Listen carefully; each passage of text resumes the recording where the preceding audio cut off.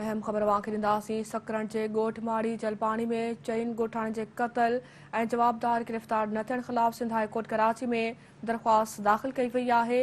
Case जी ॿुधणी justice Nematullah फुलपोटो ते ॿधल 2 रुकनी बेंच कुझु देर में कंदी। वाक़ई नाज़रीन अपडेट कयूं पिया। सकरन जे ॻोठ माड़ी जलपाणी में 4 ॻोठाणनि जे क़त्ल ऐं जवाबदार गिरफ़्तार न थियण ख़िलाफ़ सिंध हाई कोर्ट कराची में दरख़्वास्त दाख़िल कई वई आहे। केस जी ॿुधणी जस्टिस नेमतुल्लाह फुलपोटो ते ॿधल 2 रुकनी बेंच कुझु देर में कंदी। वाक़ई नाज़रीन आगाह कयूं पिया। सकरन जे ॻोठ माड़ी जलपाणी में 4 ॻोठाणनि जे क़त्ल ऐं जवाबदार गिरफ़्तार न थियण ख़िलाफ़ सिंध हाई कोर्ट कराची में दरख़्वास्त दाख़िल कराई वई आहे। केस जी ॿुधणी जस्टिस नेमतुल्लाह फुलपोटो ते ॿधल 2 रुकनी बेंच कुझु देर में कंदी।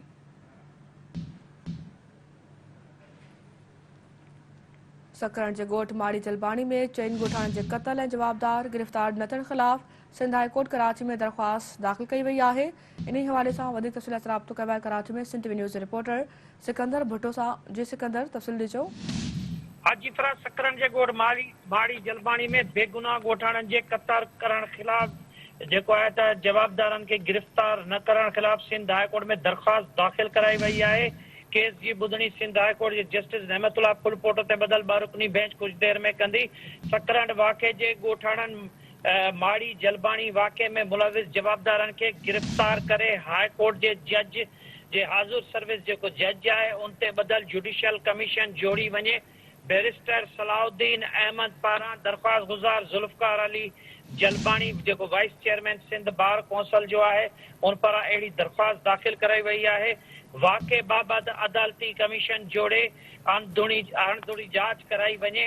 अदालती कमीशन में जेके हाज़िर सर्विस जज शामिल कया वञनि ऐं उनखां अलावा दरख़्वास्त गुज़ार जो इहो बि मौक़ुफ़ आहे त जेके बेगुनाह क़त्ल कया विया आहिनि उन वाक़े में जेके बि अहलकार मुलविस आहिनि उन्हनि ख़िलाफ़ कार्रवाई कई वञे। बैरिस्टर सलाउद्दीन अहमद पारां सिंध बार कौंसल जे अॻूणे वाइस चेयरमैन ज़ुल्फ़कार अली जलपाणी जी जेकी दरख़्वास्त आहे उनमें इहो मौक़ुफ़ अख़्तियार कयो वियो आहे त पुलिस पारां वाक़े जो जवाबदारनि जे बदिरां पंहिंजी मर्ज़ी सां केस दाख़िल कयो वियो आहे ऐं FIR में जवाबदारनि जा नाला बि शामिल कया वञनि, जवाबदारनि खे चालान कयो वञे ऐं इहो बि चयो वियो आहे त जवाबदार जेके आहिनि त उहे सकरन जे ॻोठ माड़ी जलपाणी में 28 जनवरी ते पुलिस ऐं कानून लागू कंदड़ इदारनि पारां इन्हनि ॻोठाणनि खे क़त्ल कयो वियो हो, जंहिंमें अलदा जलपाणी जे घर में दहशतगर्दनि ऐं जेको आहे त ऐं बारूदी मवाद जो इतला ॼाणाए जवाबदारनि पारां ॾींहं जे रोशनी में अचानक चढ़ाई करे उनजे नतीजे में 4 ॼणा थॾे ते फौत थी विया हुआ, जॾहिं त 6 खां वधीक जेके जवाबदार आहिनि उन्हनि खे ज़ख़्मी कयो वियो हुयो ऐं उन बाबति जेको आहे त अदालती कमीशन जोड़ी वञे ऐं वाक़े में मुलविस अहलकारनि ख़िलाफ़ केस दाख़िल करे ॻोठाणनि सां इंसाफ़ कयो वञे। दरख़्वास्त गुज़ार ज़ुल्फ़कार अली ख़ान जलपाणी पारां इहो बि मौक़ुफ़ अख़्तियार कयो वियो आहे त जेके बि जवाबदार आहिनि उन्हनि खे चालान करे ऐं उन्हनि जो चालान अदालत में पेश कयो वञे। जी ठीकु आहे।